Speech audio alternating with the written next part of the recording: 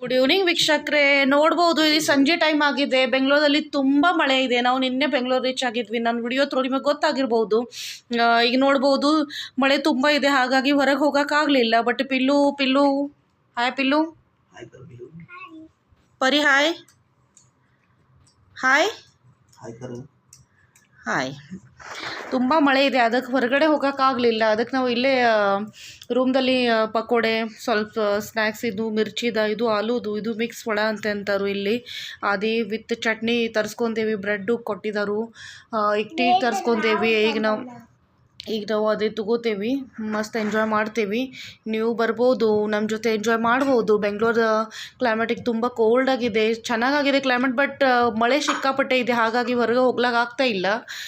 But ಏನು problem ಇಲ್ಲ, ನಮಗೆ ಯಾವುದು ಹಿಂಗೆ ಸ್ಟ್ರೀಟ್ ಶಾಪಿಂಗ್ ಆಗಿ ಮಾಡೋದಿಲ್ಲ. ಜಸ್ಟ್ ಕಂಪ್ನಿ ವರ್ಕ್ ಬರುತ್ತೆ, ಅವಾಗ ಅವ್ರು ಹೋಗಿ ಬರ್ತಾರೋ ಅಷ್ಟೇ.